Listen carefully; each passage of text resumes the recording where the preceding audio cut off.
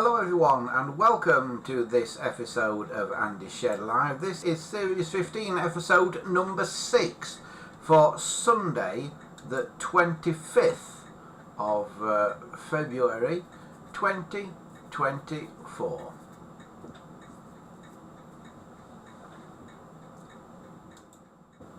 Hello there everybody and welcome to the show once again. It is indeed the 25th of February. Where has February gone? It has absolutely flown by. I don't know what's happened to it really. It's just vanished somewhere, February this year. Don't know where it's gone, but it's gone somewhere. But we are here now, and we will be with you for the next hour and a half or so, something like that. Yeah, stick with us here. Hello to everybody who is in the chat over on Odyssey. If you want to know how to get to the chat, the easiest way to find it is to go onto our website. It is andyshed.coldpress.net/live. Yeah?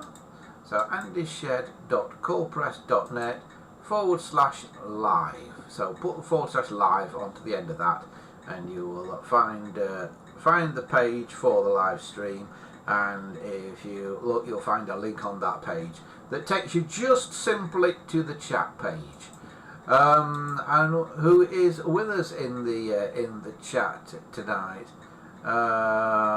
Just having a little look. Wesley is with us, Christopher 2000 is with us, Gambo is with us, Miguel is with us. Hi everybody. Wesley says, meant to get some pictures of my 746L with the watch receivers, but Land Rover fettling got in the way. Yeah, Land Rovers take a lot of fettling, don't they, Wesley? I know, I've got one. I've had 3 in my time. No, I've had 4 in my time, actually. But yeah, they do. They take a lot of fettling. Got to get mine back on the road. I really have. It's on the list of vehicles I need to get back into commission because it's not on the road at the minute. But in most of that list of vehicles to get into commission, there's like a canal boat that's got to get back into commission. There's a Land Rover that's got to get back into commission. All kinds of other things as well. Chris says, did you get the photos that I've sent? I've just received some photos from you, Christopher, so I'll have a look at them in a bit. Wesley says, where's the intro clock gone this evening? Basically, I was thinking I was going to be somewhere else doing this, so I didn't set up the intro clock. So I'm terribly sorry if you missed the clock. If you were missing it, there it is. It's still here, you see. If you're missing your fix of clock, there it is. Okay. Yeah. So it's still around, but I thought I was going to be on a mobile, on a mobile phone stream, and that makes it difficult to do the intro clock when you're on a mobile phone stream. So yeah. Yeah, that's what was happening. Other things that have happened this week. Stuff has finally arrived for this Meshtastic thing. If you're a watcher of YouTube or of any of the other video platforms, and you're interested in sort of communications, ham radio, all that sort of thing, you may be aware of a thing called Meshtastic. It's working. I've got it working. The patrons will know about this because if you're a patron here, you'll probably have seen that I put a little blog on Patreon about these. But this is the Meshtastic device, or one of the Meshtastic devices, because I've got a number of them. Yeah. And what it is, it's a little text messaging device. It's a really clever thing. It operates on LoRa radio. Now, LoRa, spelled L-O-R-A, stands for long range, and it's tiny. This runs off one of these batteries, 18650 batteries, that you can buy. It's a rechargeable battery, that. And this runs off one of these for about, one of these will power it for about 12 hours, something like that, because these are quite power hungry because of the OLED screen on them, mainly. But I don't know if you can see on that screen, there is a message on there. I think it says "catch you later fellas" or something like that. You probably can't see, can you? Maybe it'd be better on the other camera. Let's see if you can see it on this camera. If I can tune it in a bit. Right. Can you see that? "Catch you later fellas," it says on there. And that's a message that oh, you can't see it yet, hang on. There it is. "Catch you later fellas," it says. Oh, it's gone off. That's a message that has come through on it, on this thing called Meshtastic. Why's that gone off? There you go, it's come on again now. And it's a little device. It's no more than a circuit board, the thing that you need to make Meshtastic work. It's a little tiny circuit board that makes it work, and then you put it in a 3D printed case, and I've put a bigger antenna on it as well than it would normally have. So yeah, and these little devices talk to each other by the radio network, by the mesh, because when you've got a number of these, they make a mesh between themselves and they all talk to each other. So if people all over the country, or indeed all over the world, have got these, then they all talk to each other. So if you send a message on one, it broadcasts it to all the others, and then they pass it on to any that haven't got it yet, and then they pass it on again to any more that haven't got it yet. So your message sort of gets out there in like a sort of tree structure sort of thing, with the message going out. So it's great off-grid comms. All these preppers, people who are preppers and things like that, who are expecting the apocalypse or something like that, they use these things and stuff, and they do actually work quite well, I've found. This one isn't turned on yet because I've got to flash the software onto it. It's very much not a plug-in and go thing. You do have to do stuff to get it working. What you get, the Meshtastic thing that you actually get, is a little board. I think I've got one here. You get this. This is what they actually are. A LoRa 32, and it's important that when you buy one of these, you buy one that works on 863 to 928 megahertz. That's very important if you're in the UK anyway, 863 to 928 megahertz, because you use different frequencies in different parts of the world, and on Britain we're on 868, which is in that range there. So what you actually get in the box, the main thing, is this little tiny circuit board. This is actually the device that does it. This one is made by a company called Heltec, and it's a double-sided circuit board. It's got a little screen on this side. This is a little Wi-Fi antenna, I believe. USB-C port on here, and this is the screen, and then a few chips and things on the back there, and it goes into one of these 3D printed cases,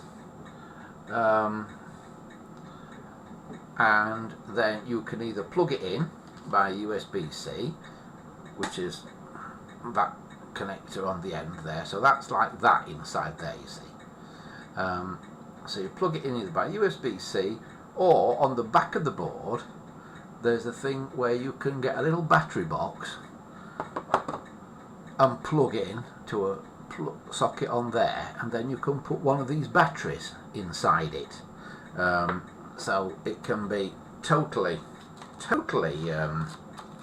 mobile, which is how this one is working, that you can see nothing is plugged into, because it's got a battery. I can get the back off. It's got a battery, you see, sat in the back of there, like that. Now, there is a guy who designed these cases for it, who sells them, and I think you can buy the case with the battery pack in for, so I think it's somewhere between about 15 and 20 quid. But I didn't do that. What I did, he also sells the print files, so you can 3D print these yourself, these cases. So I bought the print files off him, which I think were about £8 or £9 to buy the files, and then I've just printed my own, because I've printed 3 out so far. There's one, there's 2 here, see, and there's one actually sat working on the windowsill up there that is providing part of my local mesh network. So this is the thing you buy, and these are in quite short supply at the minute, because this has really took off in the UK just recently. Quite a lot of YouTubers have done videos about them. These have been hard to get, but they are starting to be possible to get again now. I got a couple off eBay, which took ages to get here, and then I went to AliExpress and bought 2 more directly from China, which got here faster than the ones that were allegedly from a British seller. Go figure. So that is Meshtastic, and it is working. So the way you use it is you have an app on your mobile phone, the Meshtastic app, which I've got here and I can hopefully open.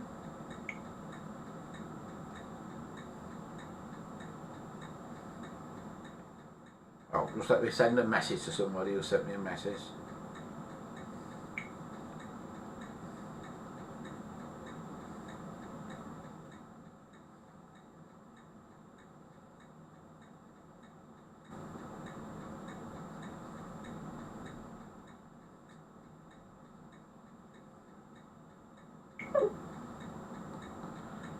Right, so here it is, you see your Meshtastic app.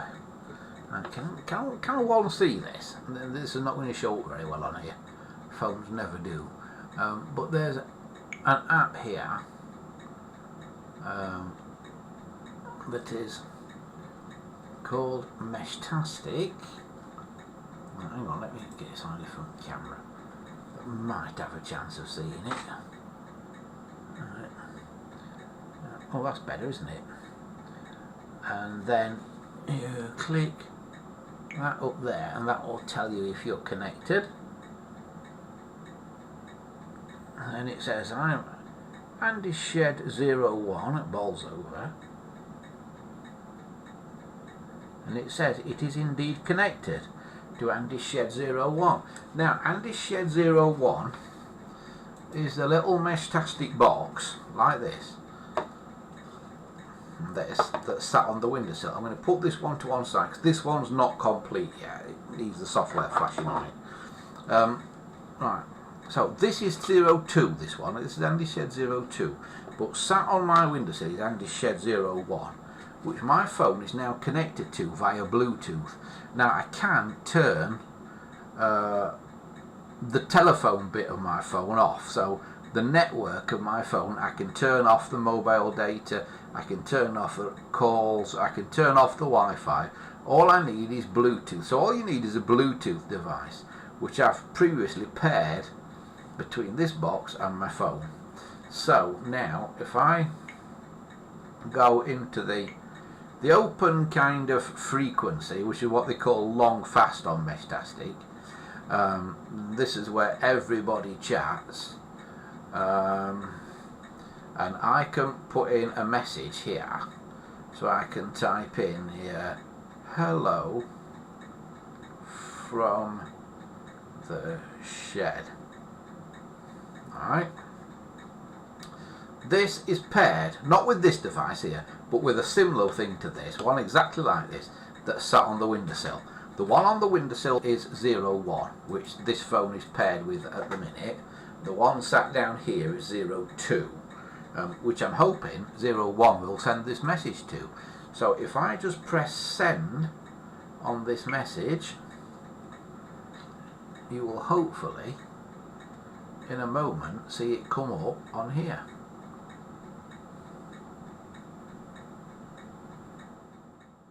And it should, I think, have gone, and that's just changed that message on that screen there. And if I focus it in now, don't know if you can see, but that now says on it, hello from the shed, sent from AS01, and he shed 01 34 seconds ago. No? And that's how it works. And if this was connected to a phone as well, if this was paired to a phone, that message would go to whatever phone or tablet or whatever this one is paired to.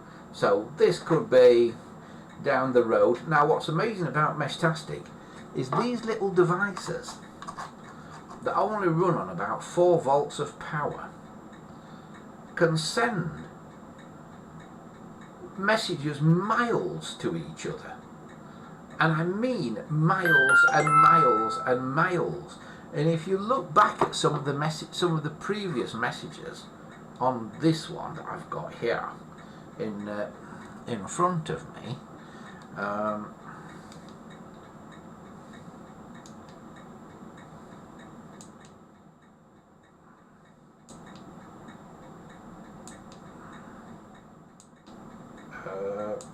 let's have a look.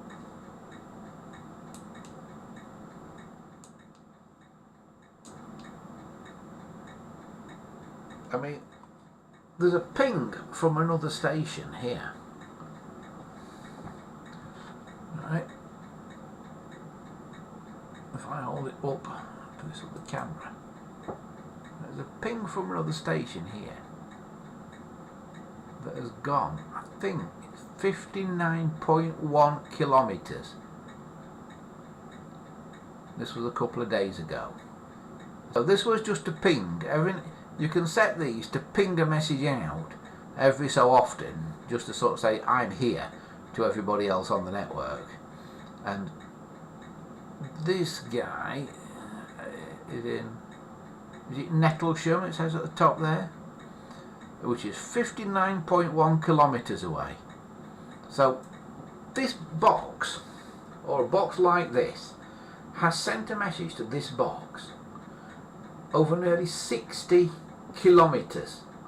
60 kilometres. And it runs on 4 volts.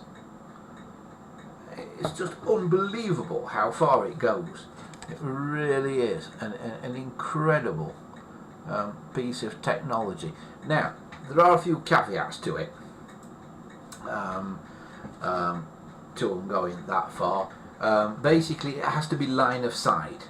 Now, I'm on top of a hill here, so I'm quite good. I've got quite good line of sight.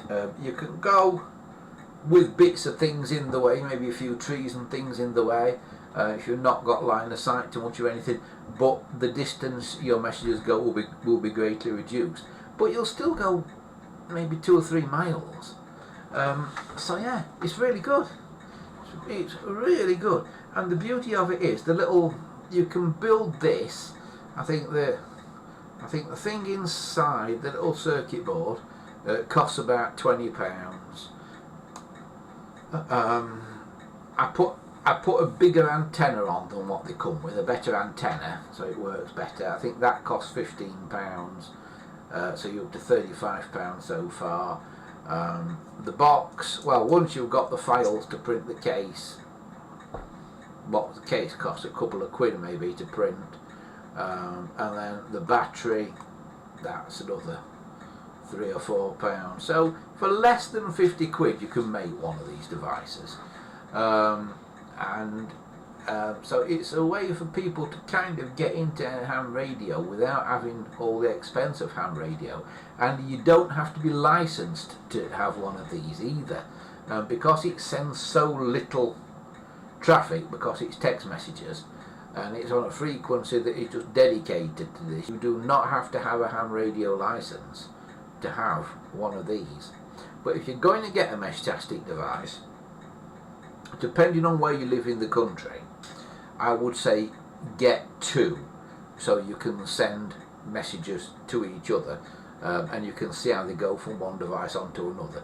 So I would say get two, for the cost of them, the little circuit boards. Get two, and you don't have to put them in a case like this if you don't want to. You can just have the circuit board sat there, plugged into USB, just with the antenna that comes with the circuit board. But I've done this because I thought these were rather nice cases to have them plugged into. So that's why I'm on there. I'm just looking if anybody is sending messages on Meshtastic at the minute. I don't think they are, because I don't think I'm in range of anybody else here other than myself at the moment, because there's actually not many other users near me. There are a lot of users all over the country, but they don't seem to be close to me, unfortunately.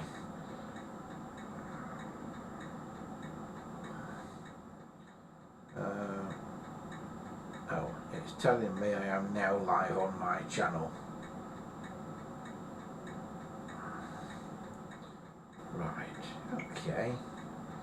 Right, I'm going to switch Meshtastic off on my phone here, otherwise it might start pinging away during the middle of tonight's stream. But I just wanted to show you that and how it works, because I just think it's a marvellous little device, and yeah, it's just a nice little project you can do indoors while the weather's bad. If you've got a 3D printer, print out your case and that, and then put it all together, and it's just a nice little project to do when you can't really get outside and do much or anything else on a rainy day. And yeah, it does work. So that is Meshtastic. There are lots of people who've done much more in-depth YouTube videos about it than I'm doing here, particularly a guy called Andy Kirby. If you search for Andy Kirby's channel on YouTube, he's got lots about Meshtastic on there. Right, so I shall leave that one on, and we'll see what it does for the duration of the show. Right, I'll have a little look what people are saying in the old chat room.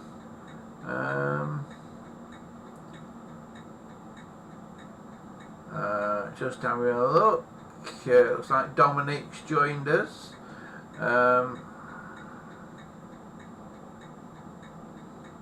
Dominic says he's just developed some photos, a short test roll of that 100 foot of motion picture slide film that he got. He says it was spooled on a camera core which didn't fit his bulk loader. He said he had to wind the 100 foot by hand onto a different core in a dark bag. Luckily it looks okay from my tests, he says. That's brilliant, that. How many photos do you get in 100 foot of film then, Dominic? How many pictures can you take on 100 foot? And is that, I assume that's negative, is it? Does that do like a negative image? I assume it does.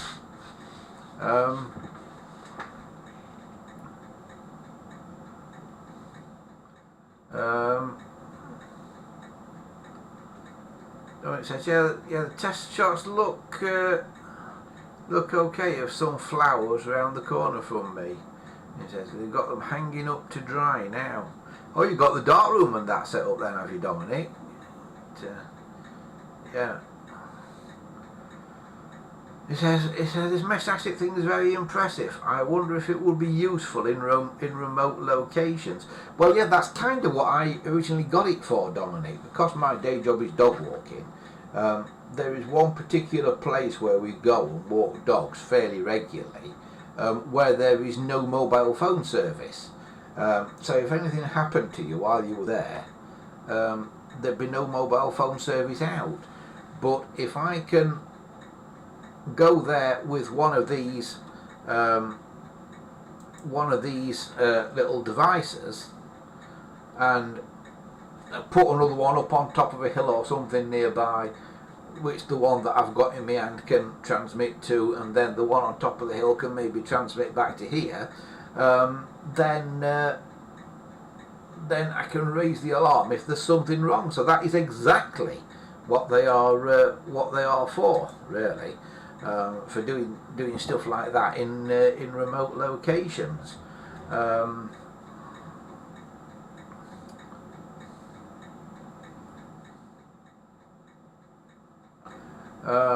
Christopher said, with my ham radio I can make connections with my friends 20 kilometres away from my home over ham radio. It says, I've sent you a photo showing the ham radio, so I will look for the photos of Christopher's ham radio. Yeah, the thing is, Christopher, how much power does it use? Because I imagine it uses a fair bit of power to be able to send actual speech over 20 kilometres. What amazes me about these little things is the tiny amount of USB power that they use. That's the thing. You wouldn't think something on like 4.5 volts or whatever it is, maybe 5 volts if it's plugged into USB, you wouldn't think that tiny amount of power would be able to send a message like 50-60 kilometres. I've seen some that go about 30 miles if you want it in old money.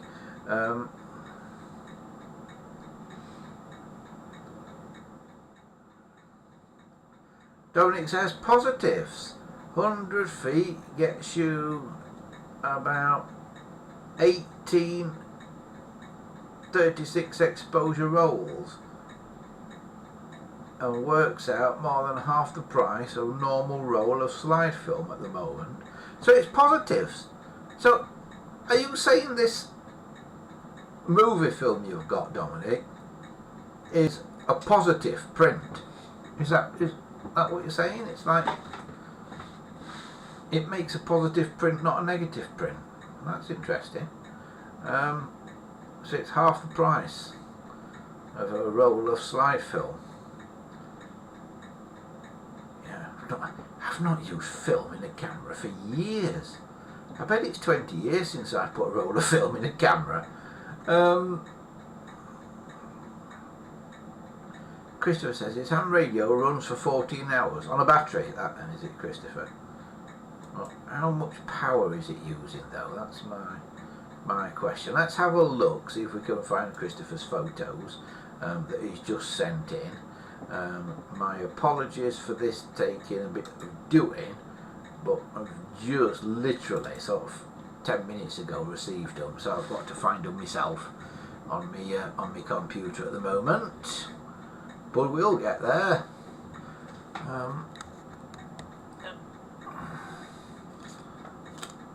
So impressed with these little meshtastic things. So impressed with them. Really good. See that one? Can you see a little light flashing in that every now and again? And down here a little light will flash every now and again.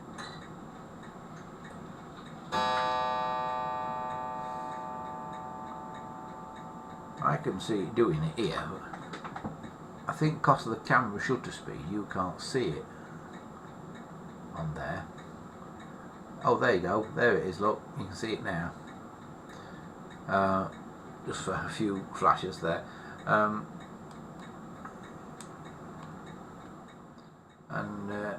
Yeah, it's just, they're just brilliant. I really like them. Reminds me of those flip clock things you used to have on your radio, that case. Right, what was I doing? I'm looking for Christopher's email.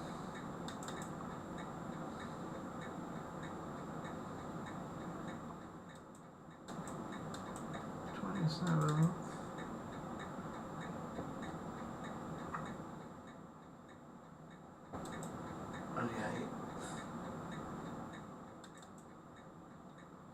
29th,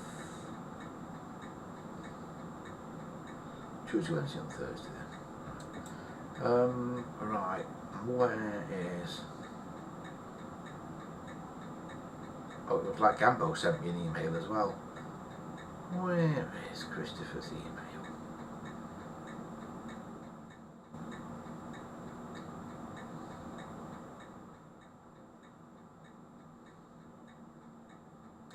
See, this is my problem.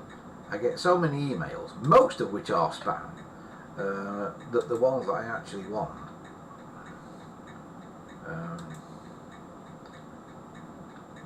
get a bit mixed up in amongst it all. Right, I think I've got them now. Right, firstly,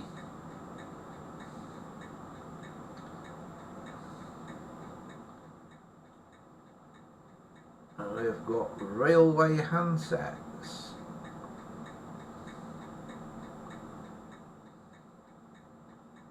It appears to have something similar to an XLR plug on the other end. So here's...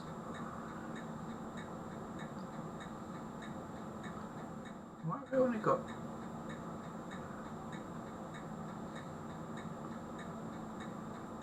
So here's Christopher's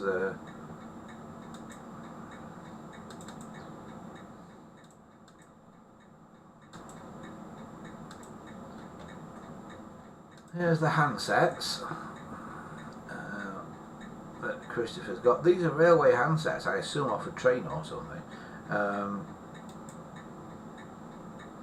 And they are very much like American 500 series handsets. Very much like them. Except for the buttons underneath.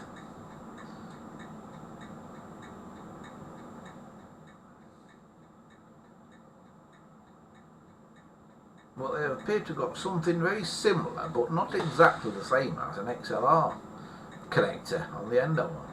So, very interesting stuff. They are. All good stuff, Christopher. So they're just handsets. But he has also got a load of telephones in the living room. One of which I'm a bit envious of. Right, let's have a little look, see if I can show you these. There we go. He's got a red a yellow 706 clone, which is a very nice one with a dial 12 on it. It's a very nice one. It looks like it's an Ericsson one. And on the opposite side, a red, very early 746. Which is again in excellent condition. The yellow one is in very good condition, because what happens with those yellow ones, the back painted dial surrounds tend to fade, and you can see that one's faded a bit, but then they sort of go ivory rather than yellow. And that one's not bad at all. That's one of the better surviving ones. You've got a phone there I've actually not got, because I've not got a yellow version of that. I've got black ones and grey ones, and I think I've got an ivory one. But I think I may have got a green one as well, but I'm not fairly sure I've not got a yellow one. So I'm quite envious of that.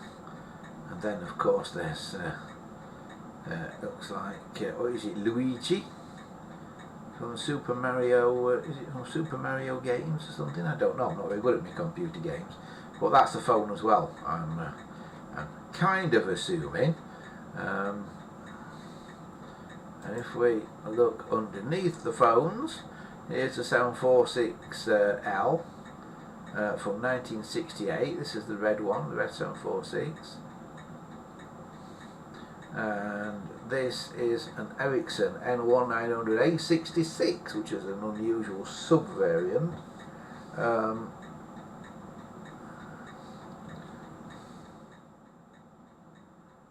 Interesting that it's got different feet, if you notice. It's got domed feet at the back and the more modern feet at the front.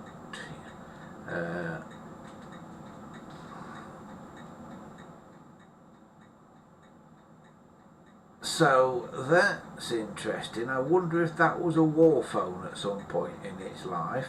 So these modern front feet were originally removed and the holes left by the feet are where it hooked on the wall. I wonder if that was the case for that one. Right, let me get it back up now. Are we back up? Yeah, we're back up, I think.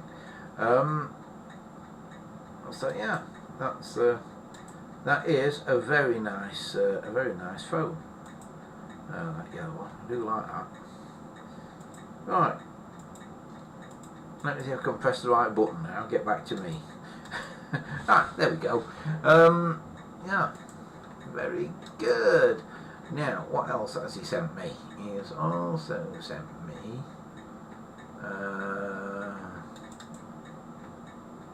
a ham radio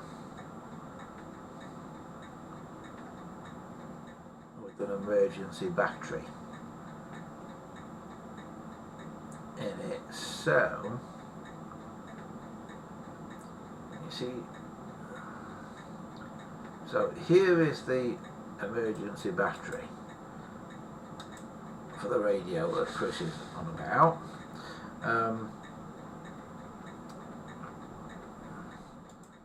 So there it is, and there's the batteries inside it, 6 AA batteries by the looks of things, go inside it, and there's the actual radio itself. So that is pretty good. Yeah. Now I don't know much about ham radio. I'm not a ham radio operator. I've never really gone down that rabbit hole of things, so I can't really tell you much about that. But I'm just showing you it anyway, as Chris was kind enough to send the pictures in. But I don't really know much about it. Right. While we are talking about all this. Gambo says he bought this off eBay, waiting on it arriving this week. Right, now this is, oh, I think I saw this. Right, I'll show you it.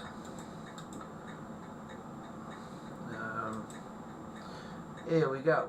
It is one of those very early war phones, but look carefully, because is it? I don't think it is. Now, these are interesting. Look at the things that make it look not like an early phone. Things that make it look not like an early phone. Oh, I've given the game away. Things that make it look not like an early phone are the curly cord on the handset, on the receiver, and also the fact that a lot of it is brass, which it would have been black on any phone. But look at the dial. See the dial with that finger stop with a straight face to it. The left hand side of that finger stop is straight, and just the right hand side's got a bit of a curve in it. That tells me that's a dial 21 that didn't come out until the 1960s. So I think this is one of those replica phones that was made by Conversation Pieces in the sort of 70s, and I think into the 80s as well. I think this is one of those. Now, some of those, I'm told, did use a number of original parts, you know, that were donkey's years old when they were put together. So if you're going to buy a replica, they're the ones to have, because some of the parts are actually original bits in it. Like, I'm thinking they're probably the receiver is original. The hook itself, I think that is an original part probably. Maybe the bit you're speaking to, the sort of trumpet piece that you're speaking to, I think that's probably original, as are the bell gongs. And that on it. So yeah, it's quite a nice thing, but when you look inside it, it's got a circuit board out of a 746 inside it. Now this is good. I'm glad he sent me this photo, because I saw this on eBay and thought, the phone basically is like a candlestick, isn't it? And we always say you can't get bell sets for candlesticks. So, could you wire a candlestick up to a 746 circuit board like that and make it work that way? So this is something that's on my list of things to try, and see if we can do that. Because if you could get a box like that, make some wooden boxes like that and put a 746 circuit board in them, you know, there'd be demand, because there's lots of candlesticks out there that haven't got bell sets with them. So I think it'd probably be a doable thing.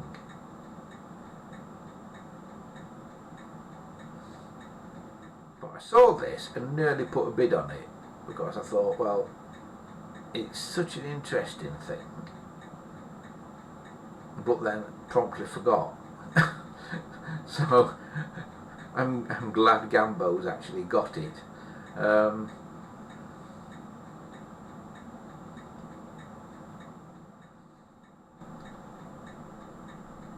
Yeah, it's interesting. That is. There's a little bit missing at the bottom there, Gambo. I think that's like a little writing slope thing, just made out of a couple of bits of wood. That's why you've got like a light coloured T-piece there. But it's just a couple of little bits of wood that are missing. If you're bothered about it, I mean, if you're bothered about having a little writing slope that you can put a little pad of paper on there, I think that's what is missing. And I reckon that would be relatively easy to put back. But yeah, oh, and here it is. Look, this gives it away as being a modern one, because it's got the approved for use with telecommunication systems run by British Telecommunications, in accordance with the conditions in the instructions for use. So it's part of the special range phones.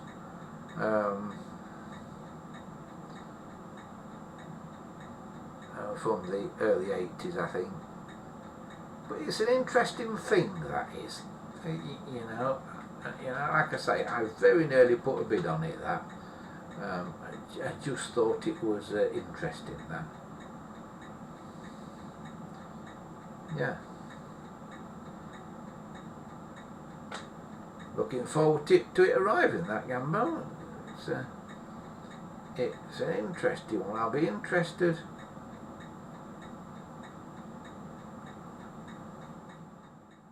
to know what wires go where. I mean, there's the line there that's going. Blue is wired up, green is wired up. Interesting, the blue and green don't appear to be wired to anything on the line cord on that.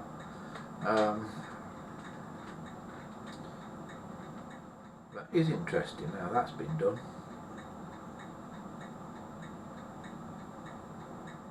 But I'm guessing it works. So, yeah. Don't think it's been wired for plug and socket, just looking at that as it is there. I'm not sure. You have to try it when it arrives, Gambo. That you'll have to try it when it arrives and see what happens. Note the 2000 ohm bell coils in it as well.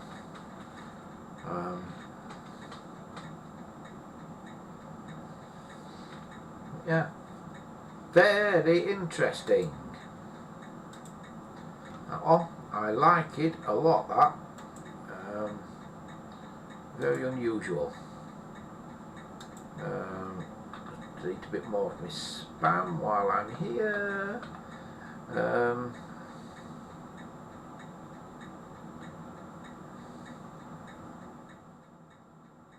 Yes, Gambo. So that's what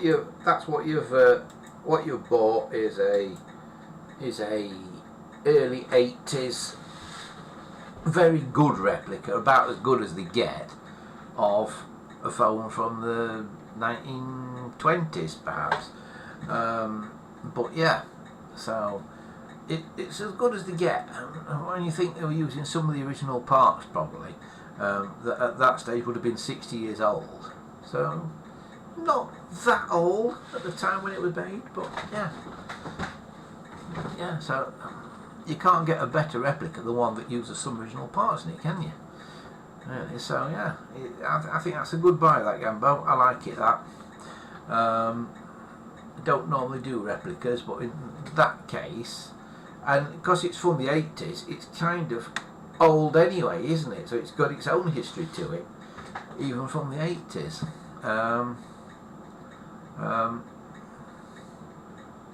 Right, I'm just going through what people are saying in the chat.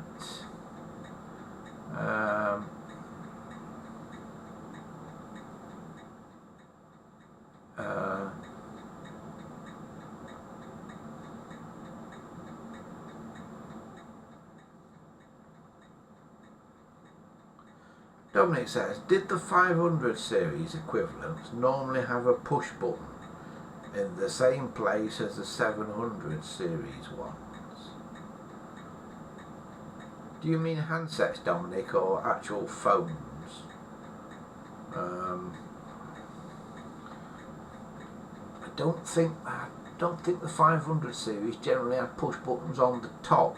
I think if you were going to have push buttons, they were kind of on the bottom at the front, I think, on the 500 series, but I'm not sure. I've not got any with push buttons on.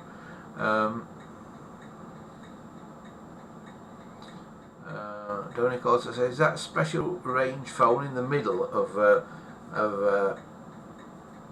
the photos from Christopher? I don't think it is. I think it's more modern than that, Dominic. I think special range phones had gone by the time that one came out, that Mario one or whatever it is.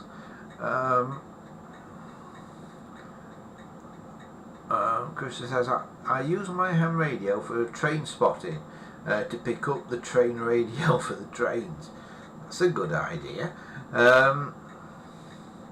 Wesley says, like I say, says that phone looks like a conversation piece as one. They were BABT approved. Yeah, I think it is a conversation piece as well. They were the guys that used a lot of original parts in the candlesticks that they made and stuff like that. I've not got a conversation piece as candlestick, but I would not be adverse to purchasing one if one came up. But they don't actually come up very often. They're surprisingly rare, actually.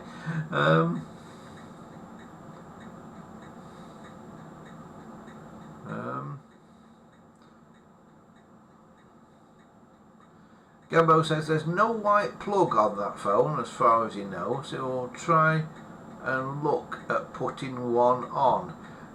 Yeah, I'm not entirely sure it's wired right for plug and socket. You might find it doesn't ring because I don't think the thing for the ring capacitor is in the right place. What you need to do, Gambo, is wire it as you would for a normal 746 or 706, I think, for plug and socket. So it's the blue wire from your plug that goes into your wall, that's the one that you're going to need to move. I think the green doesn't do anything in the modern world. Gabo says, yeah, I call it new old. That phone, yeah, I think you can. I think you can call it old because it's a conversation pieces one. It was made to look like an old phone at the time it was made, but now it is actually an old phone because it was made at the same time that 746s were coming out and that and stuff. So it's contemporary with everything else at the very least. So yeah, it's a good buy. I like it. I do like it. Be interesting to see how well it works because it's got the modern circuitry in it as well from the 746. So you should get pretty decent sound quality, I would have thought, out of it. Yeah, it's pretty good. I like it. So there you have it. That is Gambo's new arrival, which we like a lot. Here, nothing's arrived in the phone world just recently, but I have just today. I've just discovered another 80 pianola rolls. Now, if you're not following the story of the pianolas, let me inform you, right, what happened. Sort of probably getting on for about a year ago now.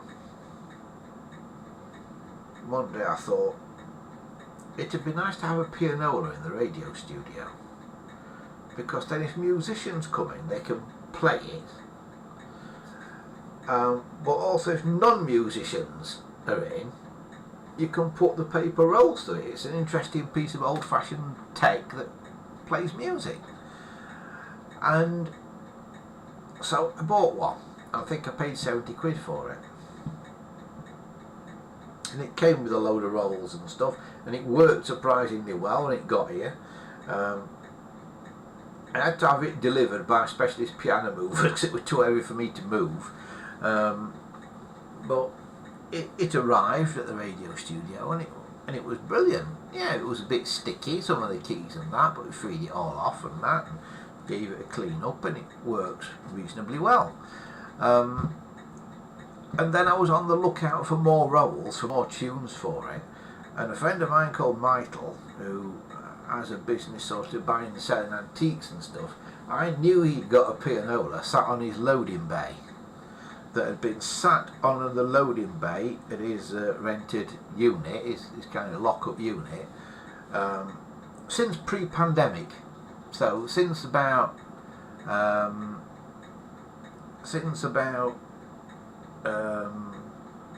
2018, 2019, something like that.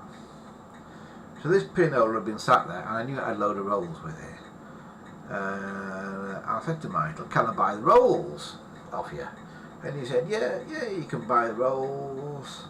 I think I paid about £1 a piece for the rolls. I think about 50 rolls. I think I gave about 50 quid for them. And I went to pick up the rolls one day. And as I was walking out with the rolls, he says, "Oi, you do know you get a free pianola with those rolls, don't you?" Because basically he wanted it going off his loading bay. It had been sat there years. So I ended up rescuing that pianola. Now that pianola, when Michael got it, played really well, but because it had been sat on the damp loading bay through the pandemic and that, it now doesn't play very well at all. It needs looking at because it's been sat in the damp for a few years. But we've got it now, it's safe, it's in dry conditions, it's gradually drying out. I'm hoping it'll get better as it dries out. So that was the second one that came along. Then, because I had typed pianola to find pianola rolls into eBay, I was looking at eBay for something else one day, and a pianola in Bakewell, which is not a million miles away from me, came up. And it basically said this instrument was going to be broken up if nobody put a bid on it. So I put a starting bid on it, which I think was £10, just to make sure it didn't get wrote up, and won it for a tenner. And the lady got in touch with me and said, "I'm so glad you put a bid on it," she said. She said, "I don't really want the money," she says. "It's just that I'm moving house and it's got to go, and I would like it to go to a good home. But if you hadn't put a bid on, we would have had to break it up because there's no way we can move it because it's so heavy." And this one, it turned out, was particularly heavy. So she said, "Thanks for putting a bid on." So that was the third one that arrived. And then a similar thing happened a few weeks ago. eBay suggested to me, when I logged into eBay, that I look at one that turned out it was in Belper, just down the road from our very own Dominic. Starting bid of 99p. I put the 99p on. Guess what? I won it for 99p. So I've now got 4 of the blooming things. So and this one actually plays quite nicely as well, like the first one did. The two intermediate ones don't play so nicely. They've got issues. Those ones, I think they need some of the bellows and things inside them recovering, because they work on a vacuum system, and there's lots of bellows inside that do things with the vacuum, and when the sort of canvas on those bellows goes porous, they don't work anymore. So or they don't work so well. So I think that's what's happened with those. But I'm gradually going through these pianolas and getting them going again. But they're fantastic things to work on. Really easy to work on. You know, easy to take apart and that, and absolute joy to work on, because it's all, although it's quite clever how it works, it's all dead simple. It's all mechanical stuff, so you can just look at it and you can see how it works. No electronics in there. So yeah, absolutely brilliant things. Absolutely brilliant things. Whoever invented them was a genius. Absolute genius. So yeah, I've now got 4 of them. So yeah, if anybody wants to help restore pianolas, please get in touch. Because like I say, I've got 4 and not enough hours in the day. So if you want to come along and help with some restoration work, you would be very welcome. So yeah. So that's the story of me and the pianolas.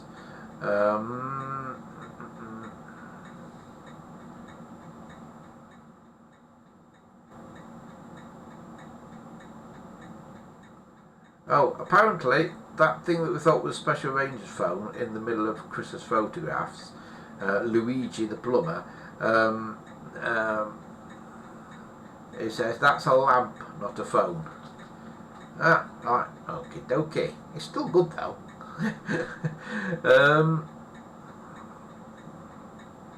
And Dominic says, those conversation pieces replica phones are much nicer than the Indian copies or even the modern ones.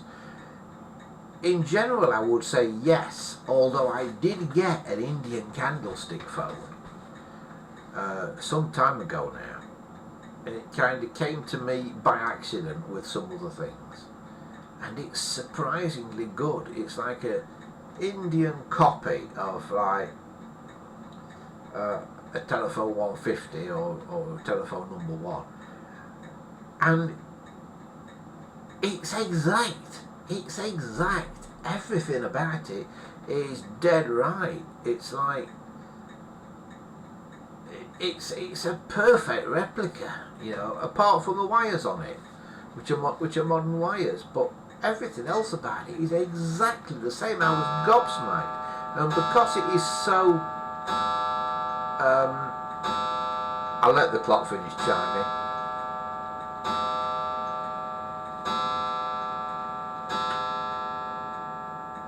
Yeah, because it is so faithful to the original, I've kept it. It'll work in exactly the same way. It needs a bell set exactly the same. Yeah, it's amazingly close, really, really good. You can see why people get these replicas mixed up with real ones, because it's a perfect copy as near as, damn it, it really is.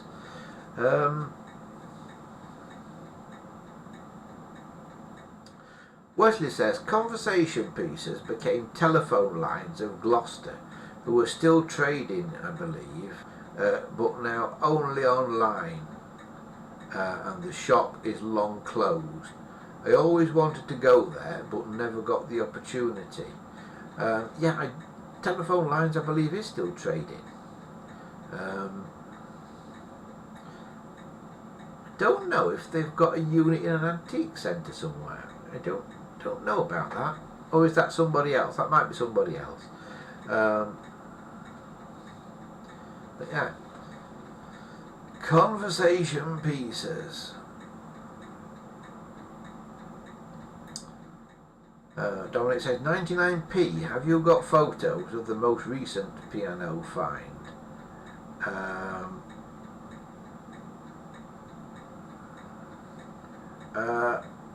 I have, Dominic, but they're stuck on my phone at the minute, so I can't show them on here very easily.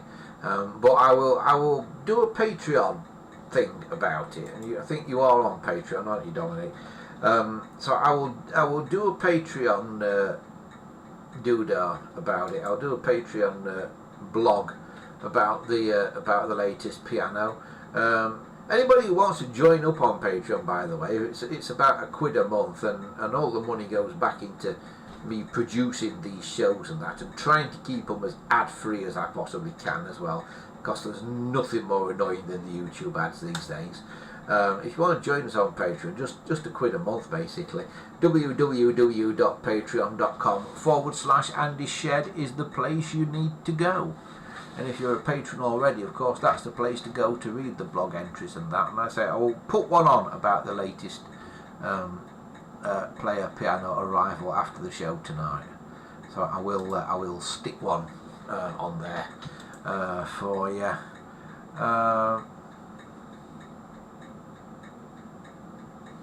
Gambo says my O-grade woodwork might come finally to handle.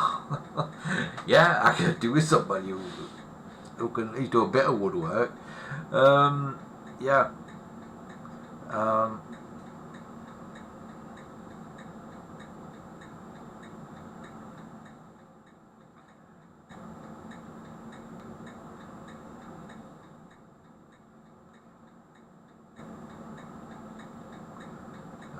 Gambo says, I did find a pic of them and my phones in the top left, missing shelf. Found a pic of what?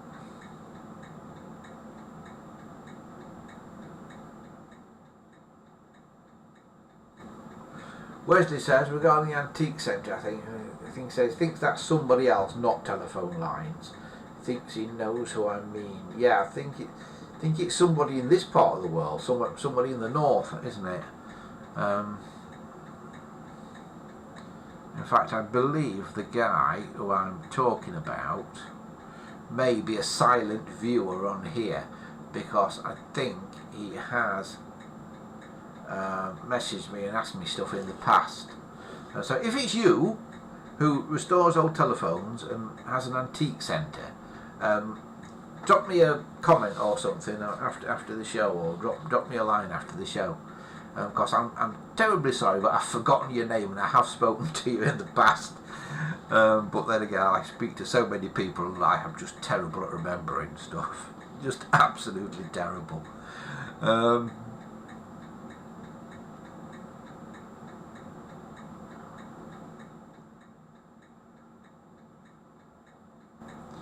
Gambo says, sent you a pic of it and via email the phone I've bought. Right, have you? Oh, another one.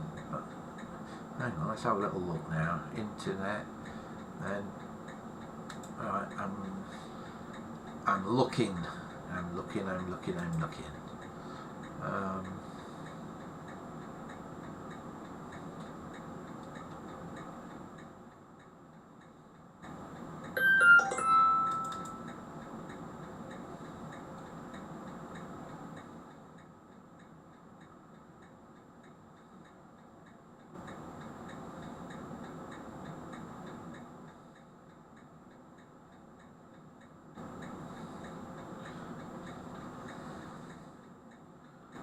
the missing shelf.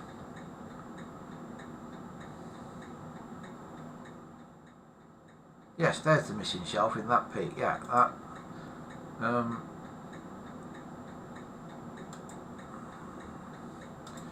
Yeah, there's a picture Gambo sent of one of these phones showing the missing shelf, and it's quite a good picture. I don't quite know how he's done this. He must have done this off his phone, because somehow who's that chap who's got in the bottom of that photo there? Oh my god! But yeah, that is how they should be. It's a very light colour actually. That's another thing that gives these telephone lines ones away. I think if that had been an original phone from 1920s, I think they stained them a much darker colour than that back then. I think they're more like a sort of mahogany kind of colour. But yeah, that's an interesting picture there. But yeah, that is the shelf. You're dead right. I think it's silly because I think it needs a. Well, maybe it has. I wouldn't say I think it needs a.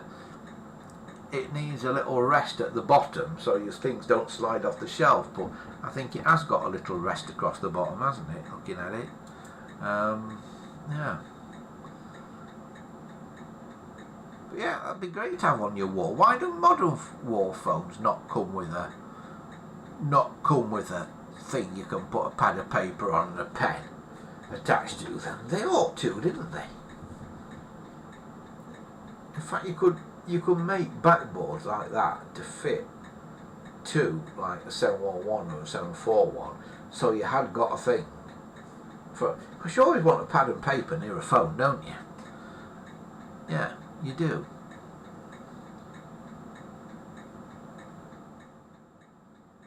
Now, I have got a couple of those phones, the original version of that phone, from the sort of 20s, 30s, because they continued issuing them right up into the 50s, I think.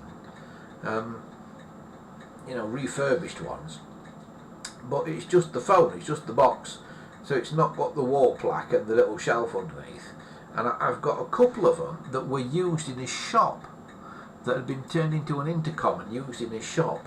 I need to get them restored really and get them put back as proper phones. But it's not one of those things on my I need to get round to it sort of list. And that I need to get round to it list is big. It's really big. But yeah, I do need to get round to that. What else have we got? And finally, here's Christopher's Luigi lamp, taken from the back. But here it is. Here is the Luigi lamp.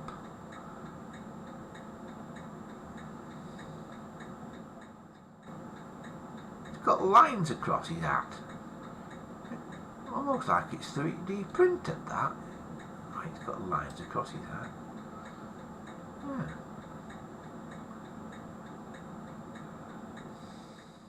But it's very good. Very good. I like it. It's cool. Right. Alright. Onwards and upwards. So that's all the photos and things that people have sent in just recently. If you've got any photos or anything you want to send in, and you don't know the email address to send them to, I don't give the email out on here, because if I do I get lots of spam. But what you can do is initially contact me through the website andyshed.coldpress.net. Click on the contact us form. Initially contact me through there, and then I will reply with an email address you can send photos to. But if I actually say my email address or show it on here, I will get absolutely bombarded with spam. So that's why I ask you to contact me through the website andyshed.coldpress.net first. Okay, right, so that is that. That's Christopher's Luigi lamp. And the missing shelf on Gambo's phone as well.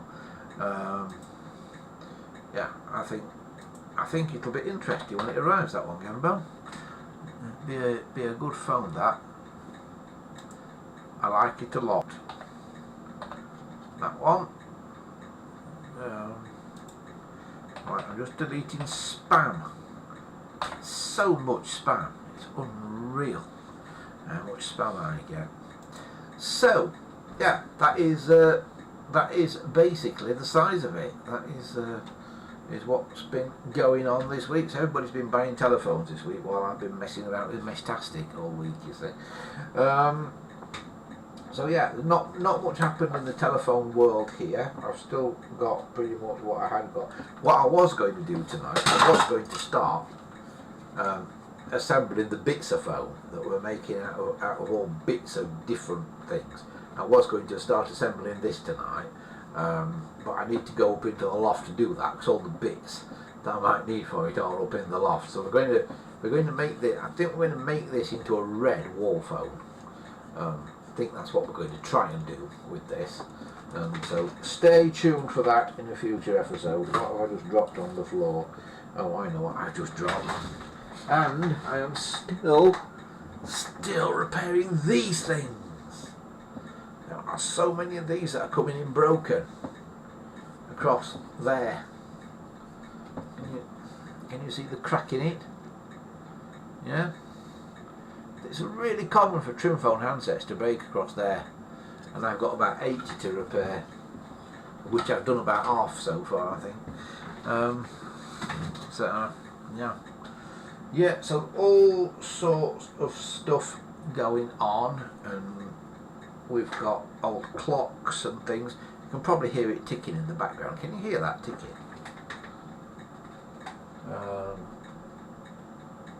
So we've got all sorts here at the moment that we're doing. And, stuff just keeps coming, and that just keep rescuing stuff. Really do need to start a museum. Really do need to open a museum. I've been to see a friend of mine today who runs or helps run a museum, and. But it's a museum for big things like vehicle-sized stuff and things like that. And I thought I really do need to start a little museum or something. But how do museums stay alive? Because they don't get enough money to stay alive these days. That's the problem with them. So what I'm thinking is it needs to be a museum that's attached to a business. So it needs to be like a shop or something that in the front is a cafe that lots of people will go into and buy cups of tea and bacon rolls and stuff, and that will fund the museum in the back.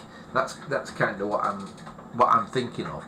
But finding premises to do something like that in the UK is really, really difficult, because shop units are so expensive, because as soon as a space becomes available anywhere, they knock it down and build 10 houses on it. So it's not easy.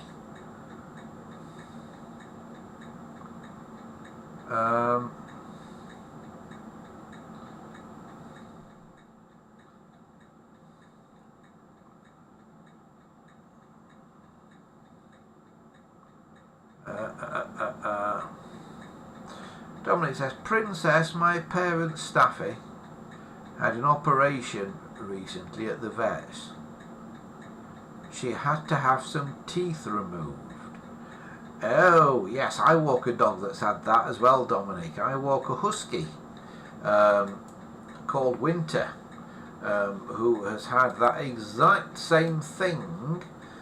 She's a rescue dog, and she had to go to the vets, some time ago now, probably about a year ago now, and they took half her teeth out, because she was about 7 or 8 years old, and she got a lot of bad teeth apparently, and it was. She'd gone to the vets because she'd kind of gone off her food, and the vet thinks she'd gone off her food because her teeth were hurting her so much. So he took about half her teeth out. I thought, well, if you took that many teeth out of a dog, that dog's going to have trouble eating things. But she seems to get on okay. It doesn't seem to bother her at all. And so yeah, I'm fairly hopeful that that your parents' staffy dominate will be fine.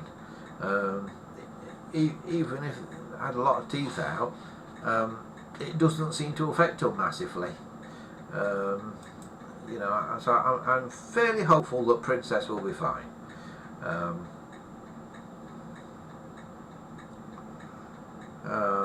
Gembo says, send all love to Princess Dominic. Yes, get well soon, Princess. Woof woof. Woof. Woof woof. Special message there for Princess. It was a staffy if you just joined us. Not gone completely bark. Well, I have gone completely barking, obviously, but yeah. Right, so that, I think, almost covers it for... Oh, no, it doesn't quite cover it. Right. One or two of you people out there are ex-telephone engineers, aren't you? You know who you are, right? I have had some telephone stuff arrive. Did I show you this the other day? Last week? Was it here last week? No, I don't think I did, because I don't know if I showed you or not. But basically, I've had a bag full of stuff come, and God knows what half of it is. And what I'm going to do, I'm going to chuck it all out on the desk, and then I'm going to chuck it all out on the desk underneath this camera and see what you can identify, right? Because it's all it all came in this bag. Oh God. Oh God. I didn't have done that, should I? Right. So see what in amongst this you can identify, those people.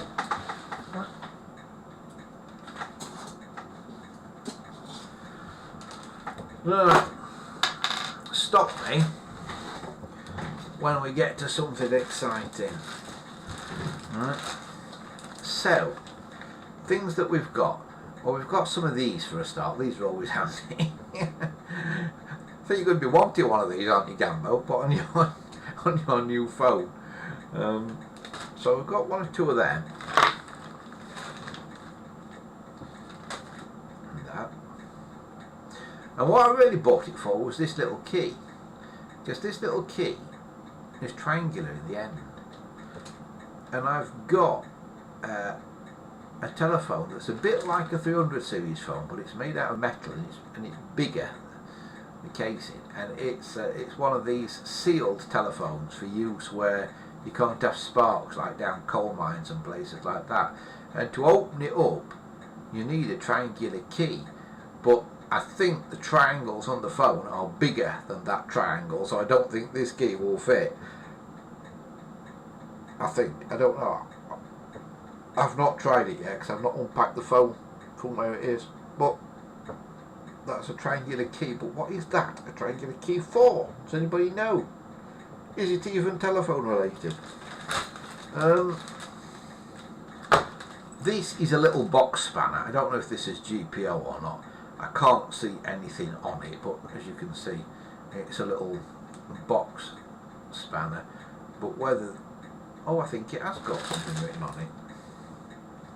Oh, hang on, I've got a...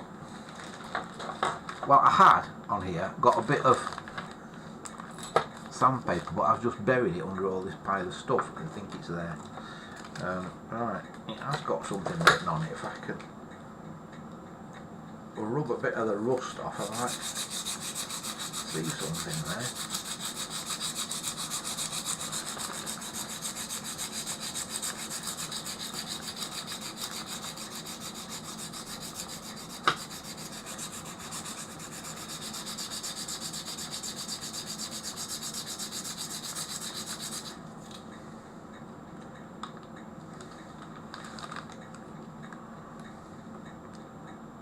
AHD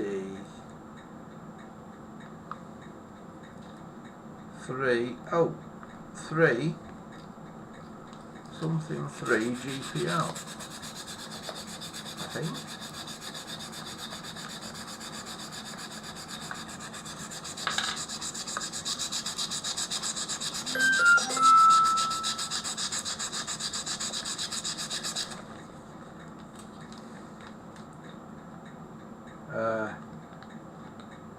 think it's number 3 GPO AHD CO number 68. I think that is all what it says on it. Is that a GPO thing? Number 3.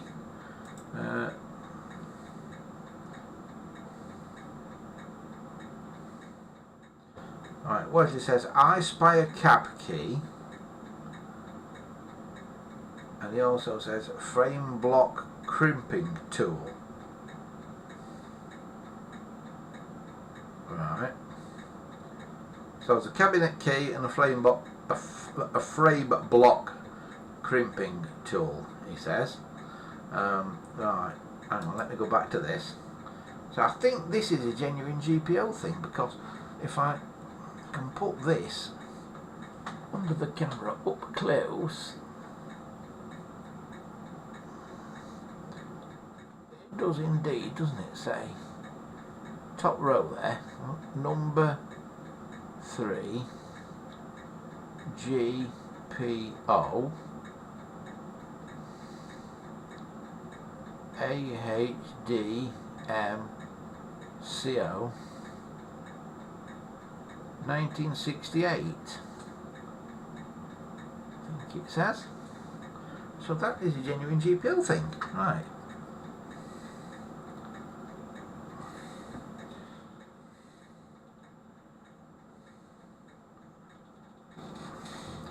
So he says he spies a cabinet key.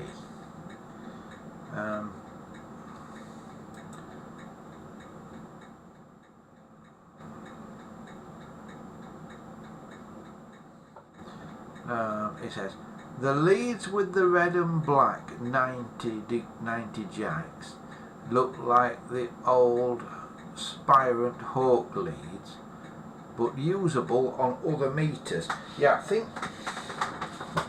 they have got quite a lot of things that are meter leads and stuff like these. I think you mean in. No.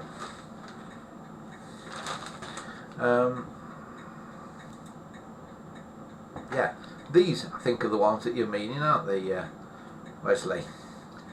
I've got 2 or 3 sets of these, I think. So that's one pair there with sort of plasticky crop clips on the other end, and then I think I've got another pair somewhere. Yeah, here with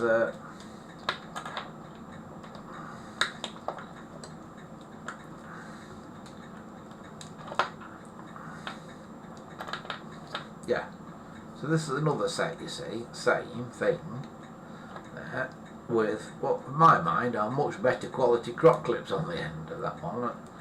That's a good set, that one. So that's 2, and then I've got some of these 90-degree banana plug type things, and again a pair of nice crop clips on the other end of it. Right, what have I just knocked on the floor?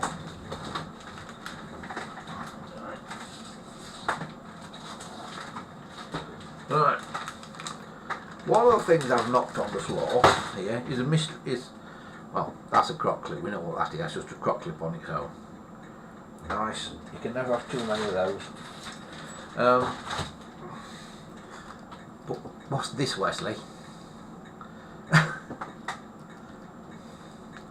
I feel this is something that if you need it, you really, really need it. But what is it?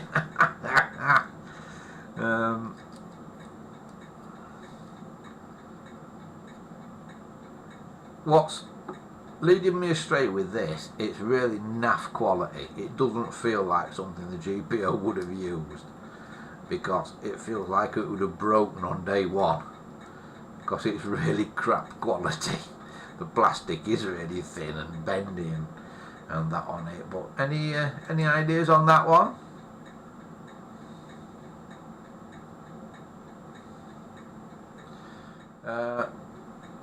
It says that yellow block is just a jack. You can convert the socket into its pinouts for fitting tone generators, book phones, etc.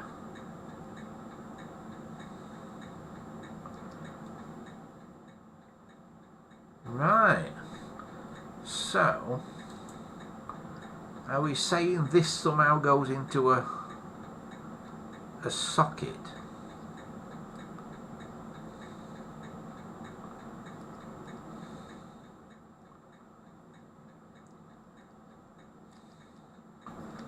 That is connected to that pin there, and that is connected to that there.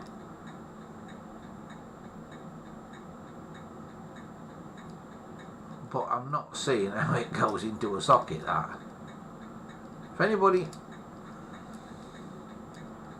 Oh, that moves a bit in the middle there, you see that? But it doesn't move any further than that. Really not getting that. Really not getting... There's a YouTube video anyway of one of these in operation, so I can figure out what it is. But yeah, that's a mystery thing. I'll put it back in the bag for now. Then we've got this now. This looks like some kind of crimping thing, but God knows what. It's got a really strange end on it. See, this looks like, I'm not a GPO engineer. I'm just an idiot who mends old telephones. I need an expert like Wesley to tell me what these things are. But this looks like some sort of crimping tool, doesn't it? And this does feel like decent quality. It has got like numbers and things on it. If you can see that on there.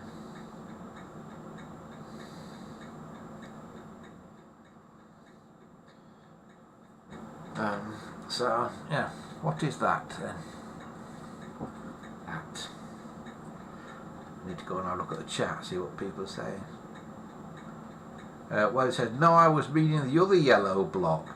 I think that one is a test probe for the horrible pre-wired block terminals. Oh, this one. Right, so this is the thing that converts the socket to the pinouts. Yeah, I'm with this. So you plug that in, and then it's got 6 things down here, which I'm assuming you can like plug some kind of meter lead into, and that is your pinouts to test your socket. BT adapter test 49A. So we do actually kind of know what that is. But that's handy, isn't it? That's a handy thing. So we know what that is. Wesley's identified that. Right. So come on then, Wesley. What about this? What is this?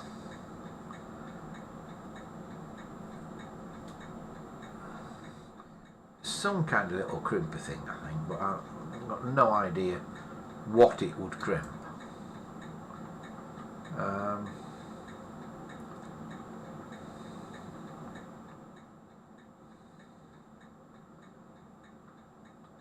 It says it's for extracting frame IDC connections. This.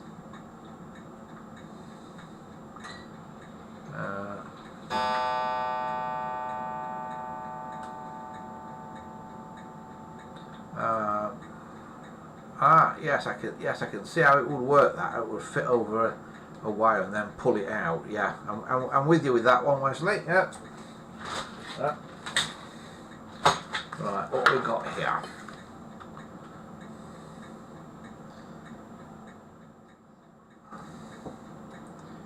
Now this one, I'm not sure this is all here. Right. So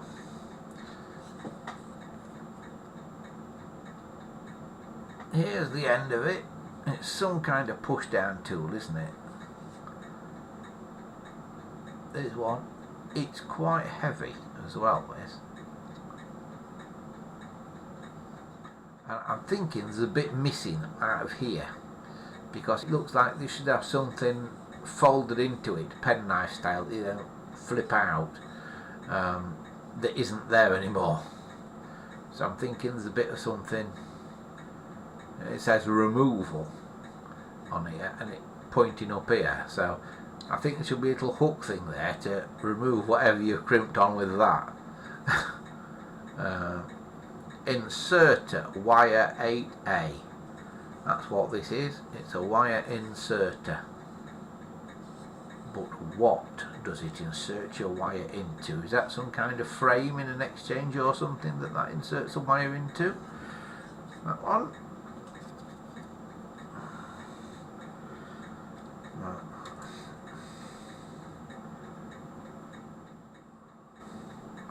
It says that's what you would use to make the IDC connections you would remove with the other tool. Yeah, I thought it was something like that.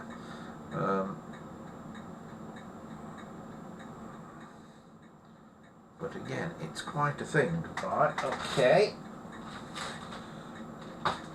It's all good so far. All good so far. Just a cable here.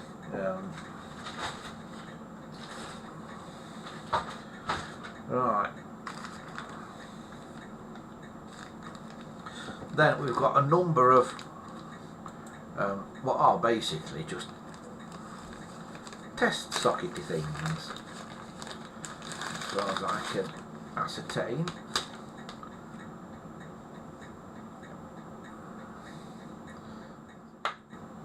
You know, we've got various kind of little test leads and things made up like this, that are all GPO-y things. So we've got various ones of these, and I kind of know what all these are because they're all in bags and tell me what they are on the bags. But all variations of test leads that you can plug into various frames and sockets and devices and stuff. So I think we've identified most of, if not all of those. Because that one's the same as that one. That one's a bit different, but so we can put them away now. And other things that I know what they are. That, right, what else have we got? Right.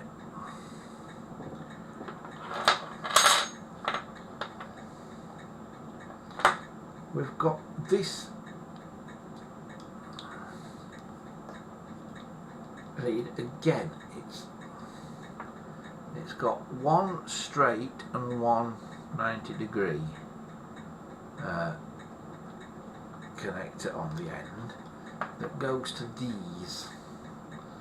I'm assuming it's something to do with a meter of some sort. I think I've got a lot of meter leads that I haven't got the meters for necessarily. And then here, I think this is very non-GPO. This is just a thing to go into a car cigarette lighter.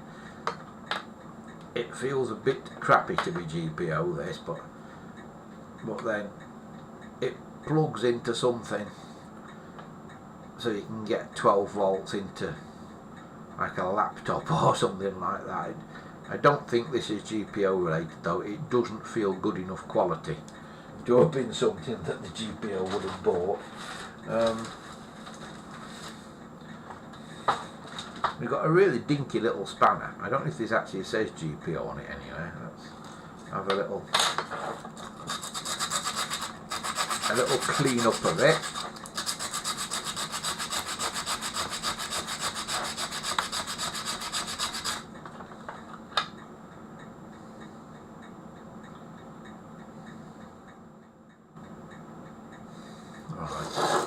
What what does it say on my dinky little spanner then? I have to put it under the camera so I can read it as well, because it's written so small. I have to think I've got that upside down, haven't I? So,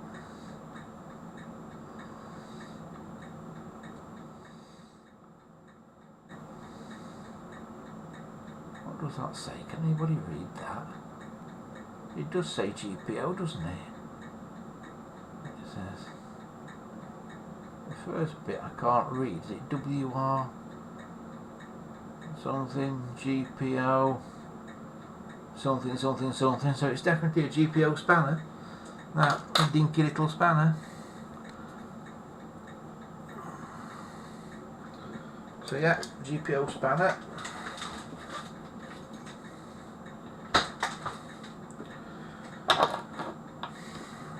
And then we've got this, which is a strange thing. It's a little bit bendy. I think the end bit is metal and then the rest of it is plastic. Now what I think this is, I think this is a thing for cleaning selectors in an exchange. You know, for cleaning the contacting faces. Would that be right? Because it's very flexible. So I think this sort of filey bit on the end is not for doing your nails, but I think it's for cleaning selector banks. Would I be right in thinking that? That's that. What's he saying now? It's keeping him busy, this Wesley.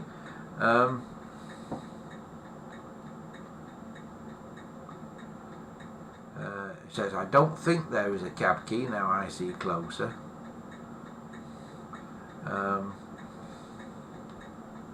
Right. So that we think is a selector bank cleaner. Wesley's not said, no it's not. Yeah, so. Right, now we've got various things left now. Now this, when I first saw this, I thought this was like a strain gauge thing. But it's not. What it is, if I can push it out, because it's a bit bent and battered.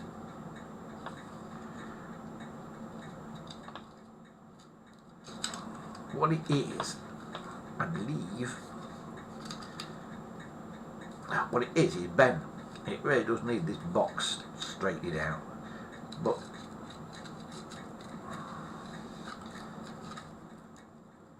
I believe it's a kind of feeler gauge, or a set of feeler gauges. Because, so I've got a couple of them out there, 9 and 8. There. Can I get the whole boxy thing out?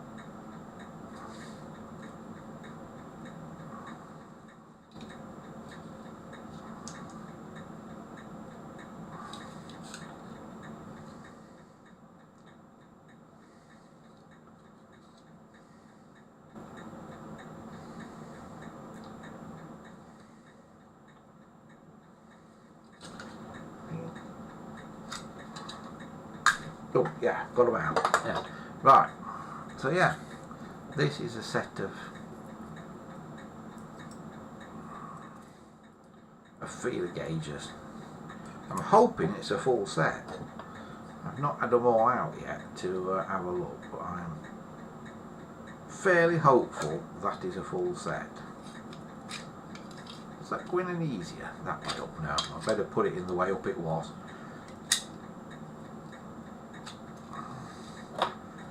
So I'm hoping that's a fairly full set of feeler gauges in a nice brass box. Now, one of the things that's really getting me is what these are for. And these look like they've just come out of a massive bit of chocolate block. But I've got a number of them. And most have got holes in the end to connect stuff, but this one's got holes in the side, So I'm thinking they must have a specific use, but what is it? Answers on the proverbial postcard, please. Where's it says, sorry I missed a bit, Tesco order just arrived. Miguel says, feeler gauge for relay adjustments is the last one that I had. Yeah, we got that one, I think, Miguel. Yeah.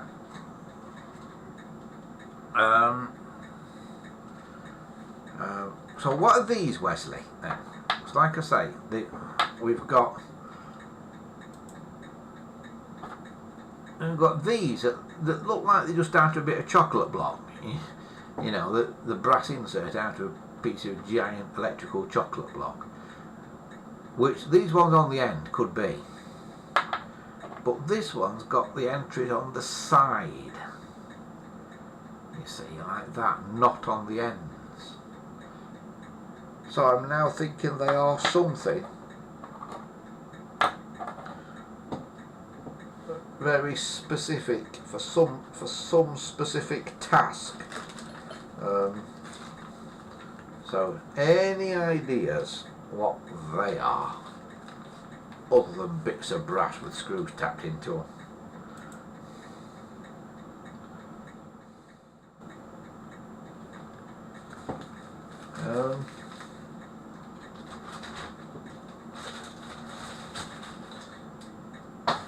And then finally,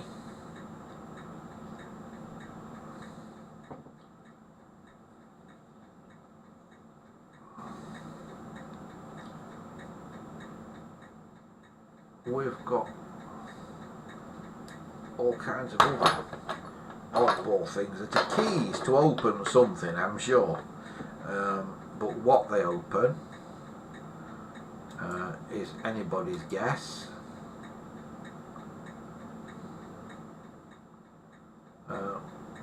Well, he says he thinks these bits would have been out of a block terminal originally.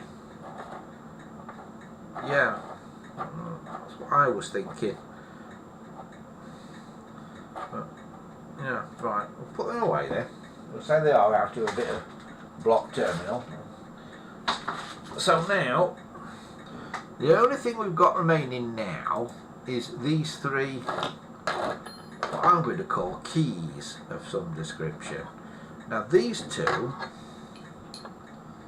are very similar, other than one is better quality than the other, I think, but one has also got like thicker teeth on the end of it. Can you see that? One of them is really thick teeth and one of them is thin teeth. So we'll probably go on to a different sized thing. But what do they open?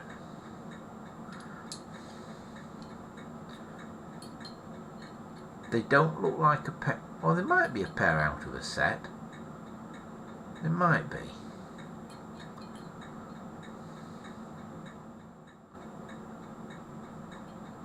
They're the same height and everything.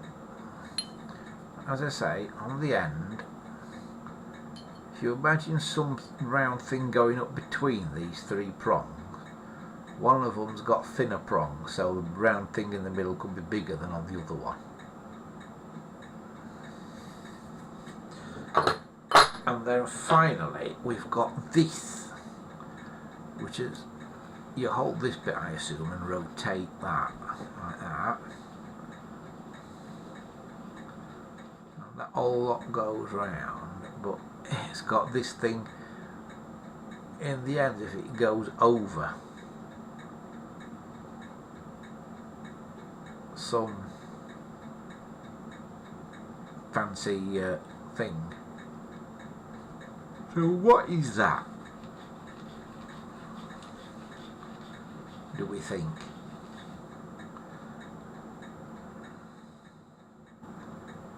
It has got a number on it, 6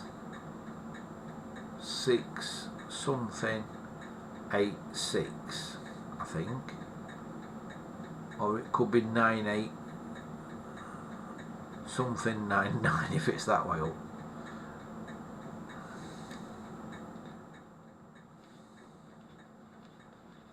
That's a thing that if you lost it, you'd be snookered.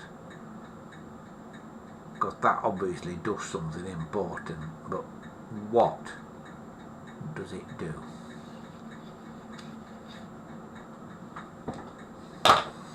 And that's it. That is all the items. So let's see what people are saying.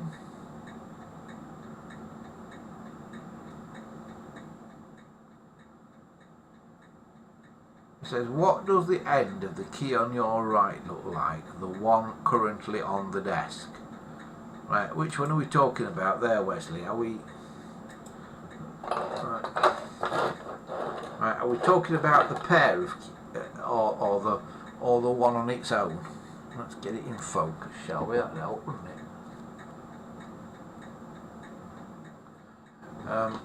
Yeah. That pair are similar on the end. They've got like 3 castellated bits on the end. There you have, you see. Can you see that? And this one is totally different. It's got like a bit across the middle that sticks out that is really, really thin, and then a thin wall around the outside of it as well.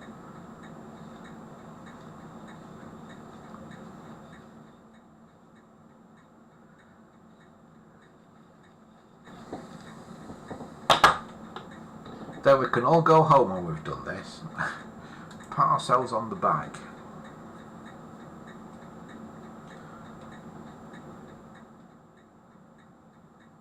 When we've figured out what those 3 items are. Gosh, we don't know, and I've got like a wrist strap off something as well.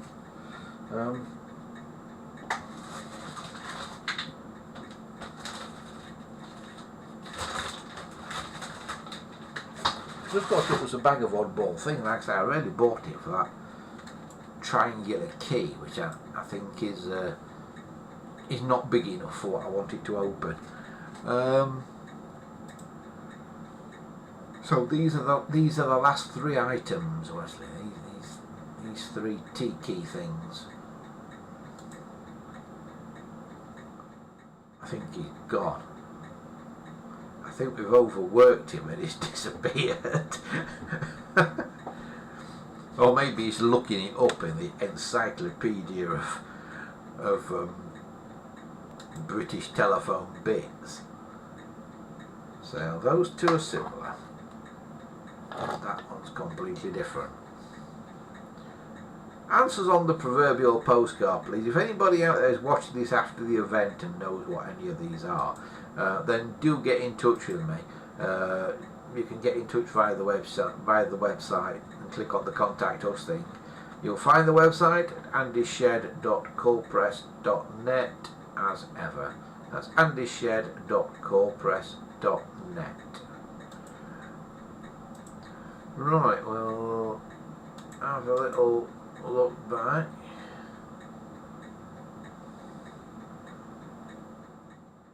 Gambo says, are they not for payphones? And Wesley says, no, I was putting the frozen stuff away. Yeah, we're trying to figure out then what these 3 keys are then, Wesley, that are in the top of the picture now. I don't know how much of what I said before you got. So this one's like castellated, and it's got 3 bits that stick up. This one's the same, but it's got like a bigger bit in the middle, a bigger space in the middle. The castellated bits aren't as thick on it. So we've got those that are same idea but different sizes perhaps. And then we've got this thing that does that.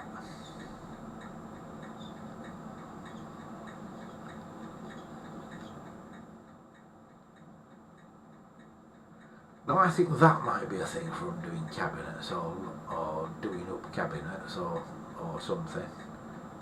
But what I think of as a cabinet key is bigger than that. because it's not very big. That if I put my fingernail alongside it, you see, it's not a massive thing. So, what do we think they are? I will leave them there a minute while I go and have a look at the chat. Christopher says, to me they look like railway keys.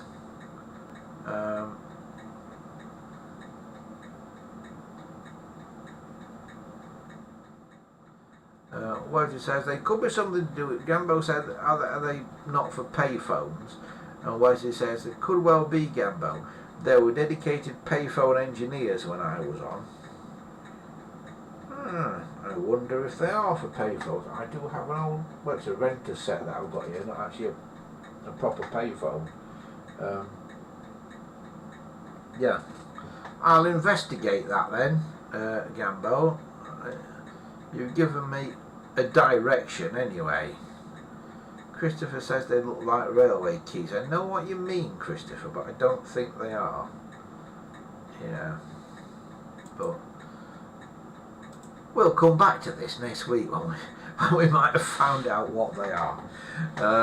But yeah, I don't think we've done bad there. We've identified all the items in that bag, except for these three, and we think we've got an idea what these three might be as well now. So yeah, I'll put them away for now, and we'll come back to these next week or sometime in the near future. I've got a bit of an idea of what they might be. But yeah, I just happened to see the bag at the side of me. I thought, I've not asked what these are. So yeah. So that's those that have rocked up.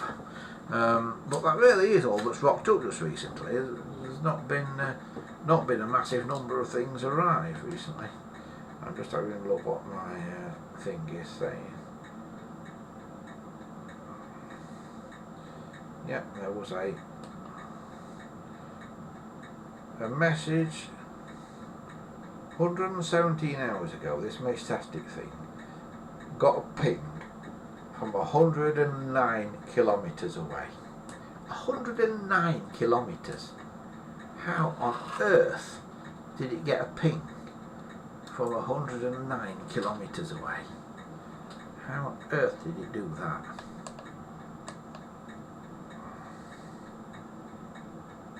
It's just unbelievable. I highly recommend this Mestastic. It's a bit of fun if you fancy building a node.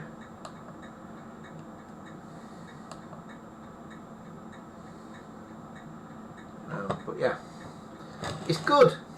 It's good. It is. Right, that is about it for this week, I think, folks. I'm going to turn this Mestastic thing off so it doesn't run the battery down. Yeah, that is about it for this week. Thanks to everybody for taking part once again.